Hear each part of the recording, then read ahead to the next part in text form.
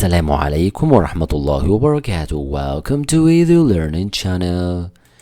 Today we are going to talk about important paragraphs in Unit 4 Connect 5. النهاردة هنتعرف على أهم الباراجرافات الموجودة في الوحدة الرابعة للصف الخامس الابتدائي. Okay, منهج Connect 5. Don't forget. So let's start it together. في البداية لو قال لي write a paragraph about Elephantine Island، اكتب paragraph عن Elephantine Island. أو ممكن يجي بطريقة تانية write a paragraph about a visit to Elephantine Island، زيارة لإلفانتين Island. أو ممكن يجي بطريقة تالتة write a paragraph about a fantastic place in Egypt. fantastic place in Egypt يعني مكان رائع في مصر. أي موضوع من التلاتة يجي لي هنتكلم عن جزيرة Elephantine Island. طب شكل الجمل اللي هنستخدمها يكون ازاي؟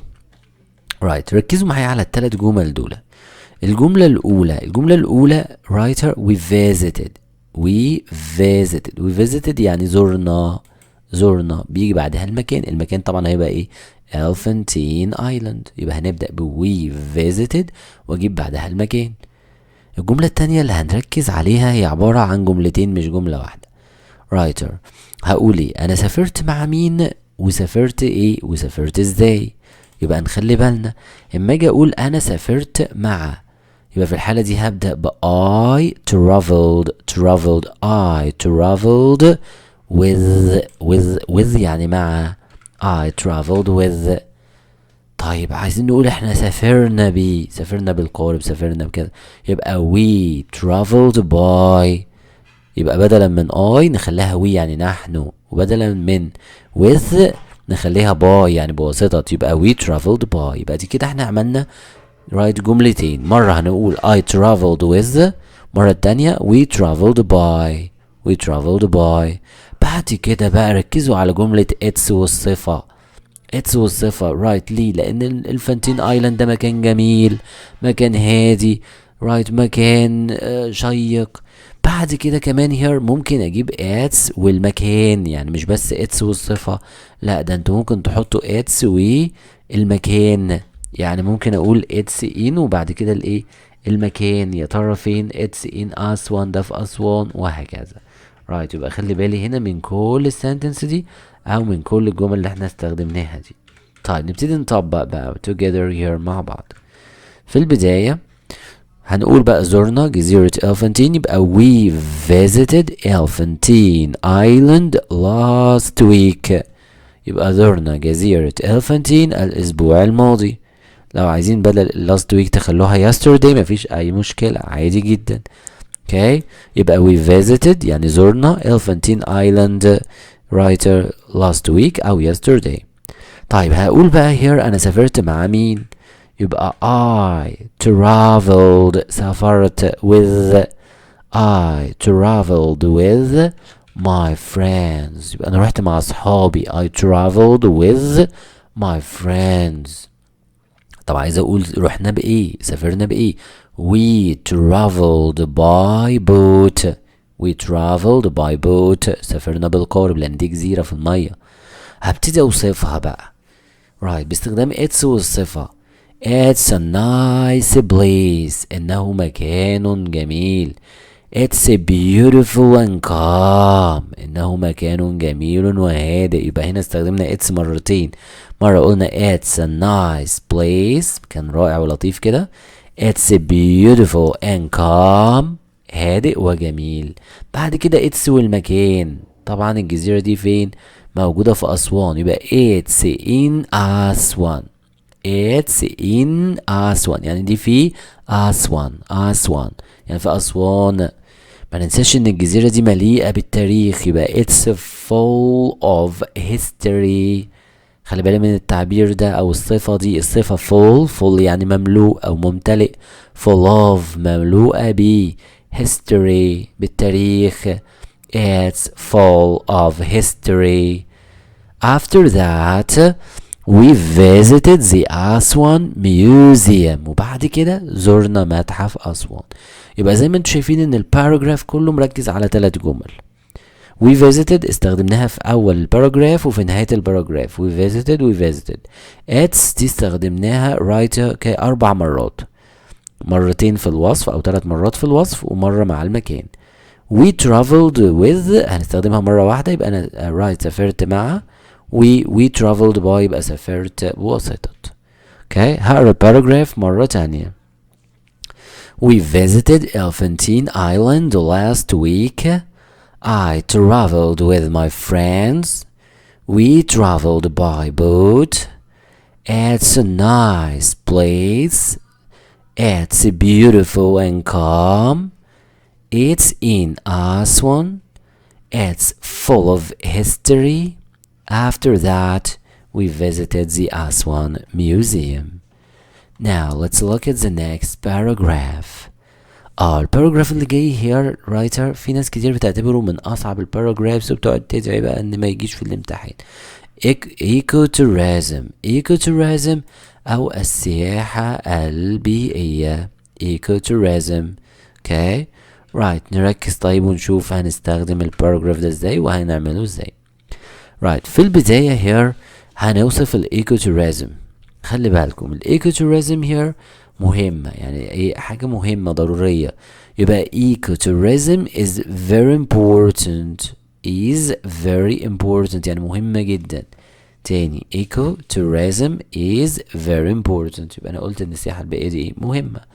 طيب رايت، السياحة البيئية بتهتم بإيه؟ بتعتني بإيه؟ بتعتني بالبيئة، من اسمها بيئية يبقى بالبيئة. يبقى it looks after بتعتني ب the environment اللي هي البيئة. يبقى it looks after the environment يبقى بتعتني بالبيئة. right. ركزوا بقى في الجملتين اللي جايين بقى. هنبتدي نستخدم it helps. يعني it helps يعني بتساعد. right. السياحة البيئية بتساعد ايه؟ بتساعد في حماية الحياة البرية. it helps بتساعد to protect بتساعدنا ان احنا نحمي protect يعني نحمي the wildlife. يبقى it helps to protect the wildlife. طب بتساعد مين كمان؟ بتساعد local people السكان المحليين. يبقى برضو هنبدأ ب it helps local people too. it helps local people too. يبقى أنا كده عملت جملتين. it helps to protect the wildlife. it helps local people too. بتساعد كمان السكان المحليين. أخلي بالي بعد كده من مين؟ من الإيكو تورستس اللي هم السياح البيئيين. يا ترى بيسافروا بايه وما بيسافروش بايه؟ دول سياح بيئيين، يبقى بيسافروا بحاجات غير ملوثة للبيئة. ممكن الترين، البايك right. يبقى الايكو تورستس tourists right don't travel by plane ما بيسافروش بالبلين. ايكو tourists travel by train لا دول بيسافروا بالترين or bike يبقى by train or bike. okay. اسمع الفقرة مرة تانية. Ecotourism is very important. It looks after the environment. It helps to protect the wildlife. It helps local people too. Ecotourists don't travel by plane. Ecotourists travel by train or bike. Okay.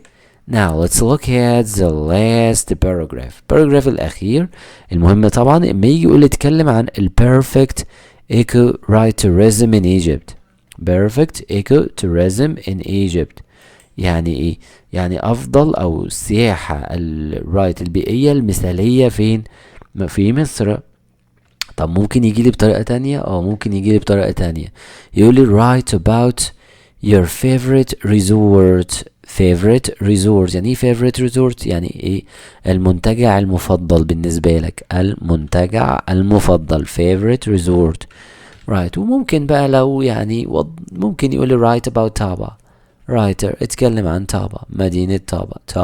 تابا ريزورت أو تابا، مدينة تابا. right. اوكي نبتدي نركز بقى here. أول حاجة here هبدأ بمدينة تابا، وأقول إن تابا here right here اوكي جيدة فين؟ في الايكو توريزم، في السياحة البيئية. يبقى تابا is good for Taba is good for ecotourism. ecotourism خلي بالكم here موضوع very easy سهل مش صعب، هي الجملة الأولى بس وبعد كده الجمل التانية هتبقى ثابتة.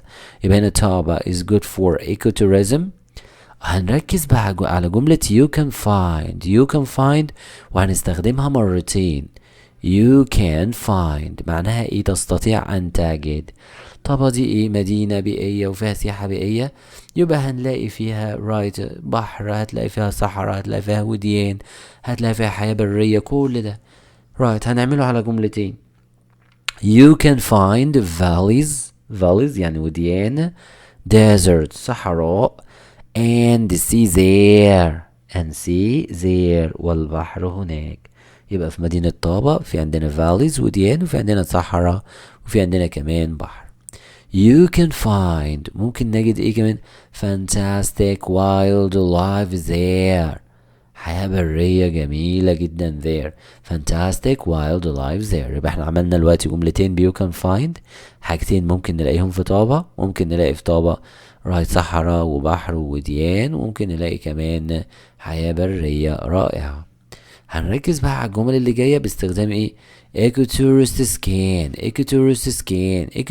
scan يعني ecotourism السياح البيئيين يقدروا يعملوا ايه في طابة؟ طابة ده منتجع، يقدروا ايه؟ سوام يعوموا فيها عادي جدا، دايف، هايك يتنزهوا، كامب، بكل الافعال دي تنفع. يبقى هقول ecotourism can dive, hike or camp. طب اللي بعد كده هقول ان هما ممكن يقعدوا في رايت في معسكرات او في مخيمات. ecotourism can stay in camps. they can stay in camps ممكن يقعدوا في مخيمات. رايت في الاخر هنرجع ل you can find تاني، نرجع لها تاني. you can find everything for a good holiday in Taba. يبقى ممكن نلاقي اي حاجة او كل حاجة احنا عايزينها for a good holiday عشان اجازة جيدة، ممكن نلاقي كل الحاجات دي فين؟ in Taba في مدينة تابا. اوكي نسمع الباراجراف مرة تانية. Taba is good for ecotourism. You can find valleys, desert and sea there. You can find fantastic wildlife there. Ecotourists can dive, hike or camp. Ecotourists can stay in camps. You can find everything